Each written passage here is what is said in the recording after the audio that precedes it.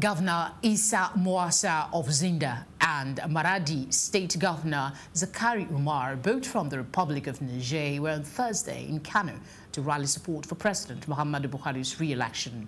Saliu Yakasai, media aide to Kano State Governor Umar Ganduje, said this on his Twitter handle beneath a photo of the governors and Ganduje. The media aide tweeted, HE at Gov Umar Ganduje with his deputy HE, Dr. Nasiru Gawuna, his former deputy HE, Professor Hafiz Abubakar, Minister of Interior Abdurrahman Dambazua, and that of Water Resources Suleiman Kazoure, governors of Chinda and Maradi from Niger Republic and others getting ready to receive Buhari in Kano.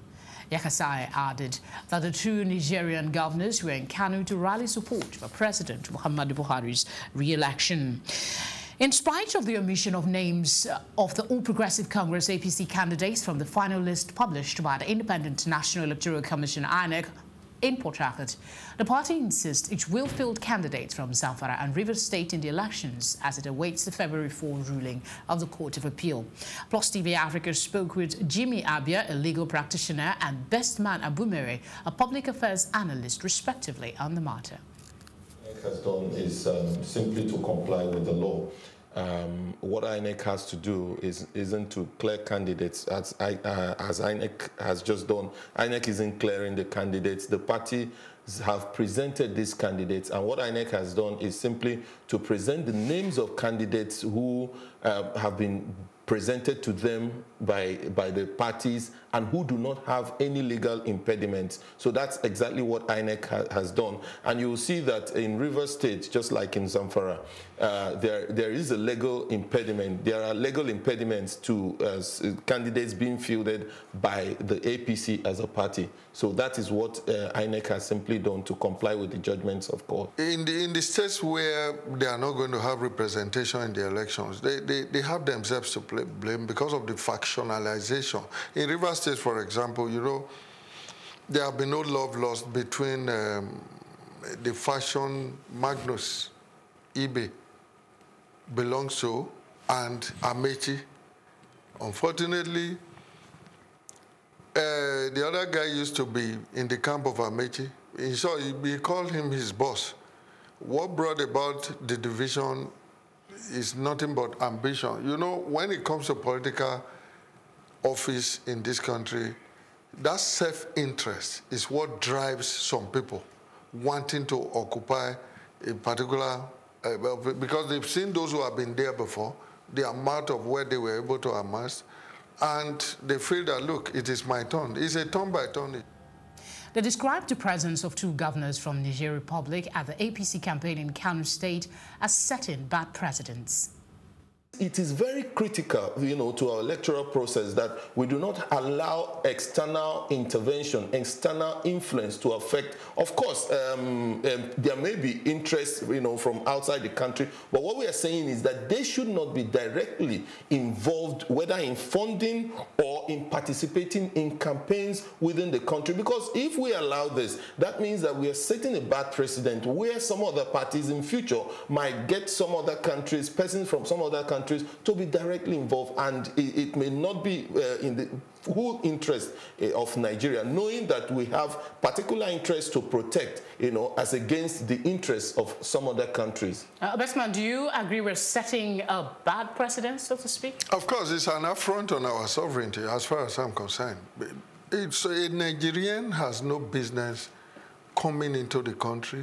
As I said, I've not seen the clip, wearing the regalia or whatever material they've made for themselves, and then being on the same podium with the president where he's campaigning. It's like saying that I could.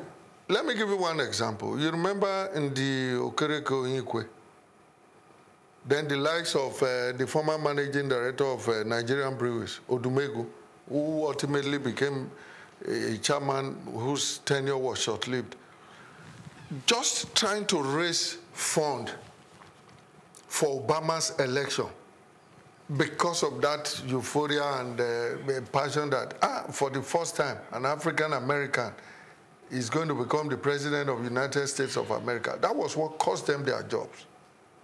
It caused a lot of problems in this country, not to talk of, except if they are telling us that it's been done surreptitiously, that Niger has become an extension of Nigeria, and we are waiting to incorporate that into the Constitution.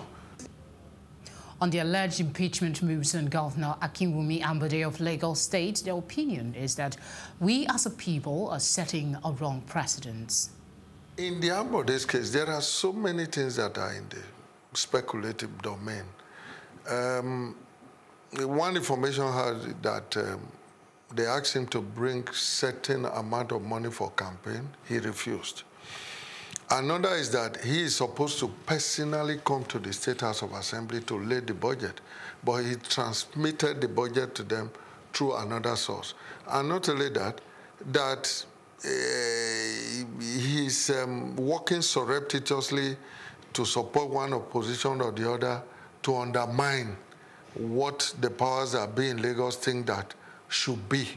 In other words, he should be seen wholeheartedly supporting the aspirations and ambition of Sanwo-Olu.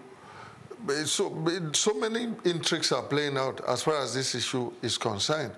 But we don't know why. But one thing is that Lagos is true metropolitan for manipulation by either an individual or few individuals to continue to hold people to ransom. Let people express their free will on who they want to govern them. If you look at it, constitutionally, nothing stops the House of Assembly or the National Assembly, in the case of the president, from instituting impeachment proceedings at any time, no matter how close it is to elections. However, what we're saying and what we keep reiterating is that because the elections are so close, and because the tenure of this governor, who is not even contesting for another term, is quite close to ending, I expected that the Lagos State House of Assembly should have looked at the overall interest of Lagosians and the fact that this might be overheating the polity in Lagos State, and actually taking measures that would not overheat the polity in Lagos State, knowing how you can see that some people are threatening to shut down the assembly in Lagos State, and the implications that might have on governance, within Lagos State for the time being, until the elections are conducted and until the time of handover. So I expect the Lagos State House of Assembly to look inwards, look at what would be in the best interest of Lagosians, and actually take the right course.